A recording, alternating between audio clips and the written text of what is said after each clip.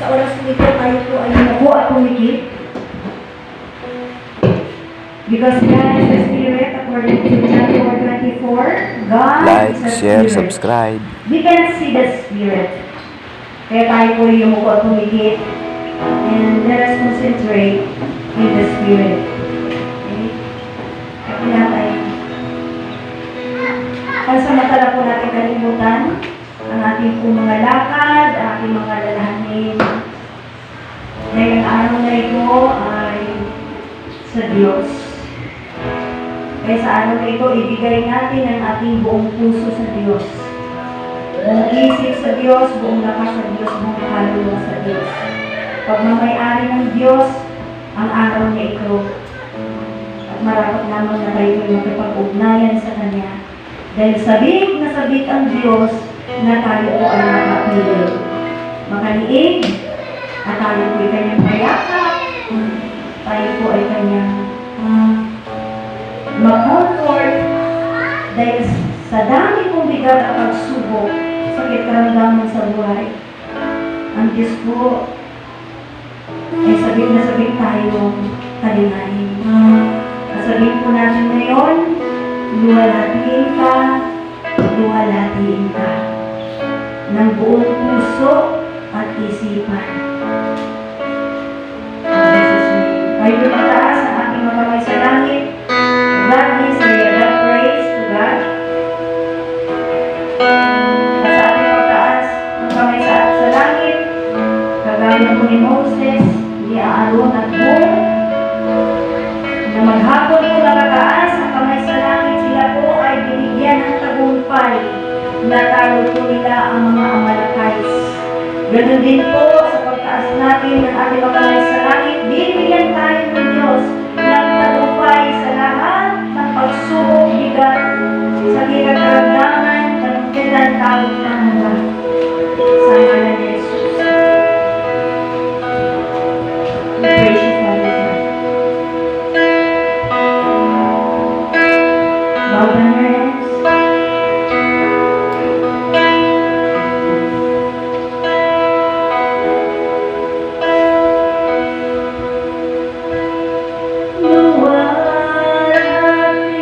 Luwalhatiin ka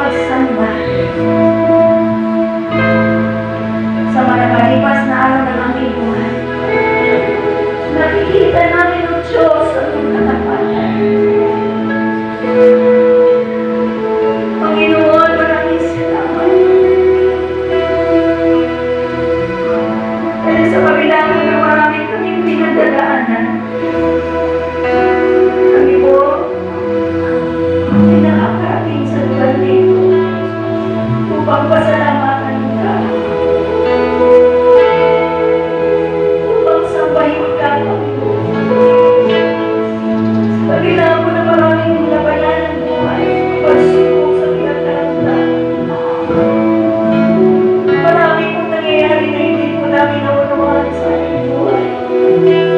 Amang Diyos, maraming salamat. Patuloy kang tapat sa bawat isa. And we pray, Father God, ng katapatan ito na nanatili sa amin, ay hindi po namin gawin resensya upang manatili po kami ungrateful sa iyo. Bago susuklian po namin siya ng katapatan. In the mighty name of Jesus.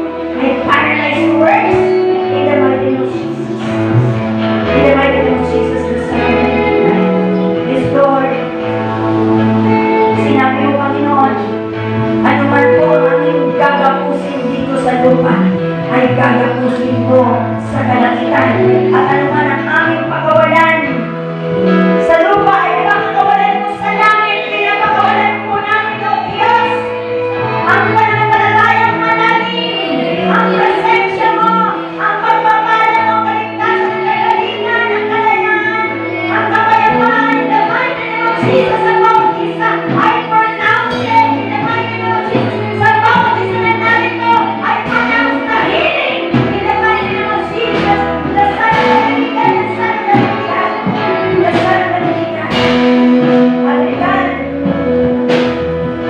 sinabi mo, Jesus, in your word, John 6:63, ang Espiritu ang nagbibigay buhay. Ang salita ko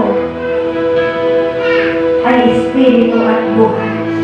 So therefore, Jesus, inilalaban ko ang tagumpay in the name of Jesus sa bawat isa. We are all overcomer in the mighty name of Jesus. In the mighty name of Jesus. In the mighty name of Jesus. Salamat, Lord, sa mga lakay mo kami lakay magaling na.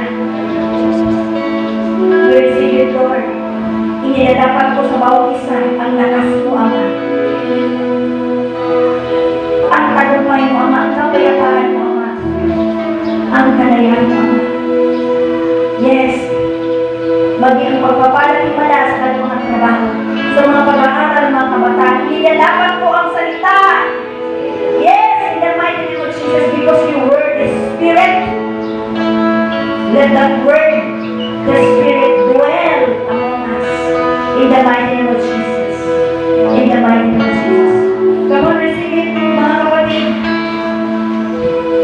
Let the spirit of invasion, the peace, the blessings, the healing power of Jesus, the freedom, the liberty, the spirit of being overcomer. In the mighty name of Jesus.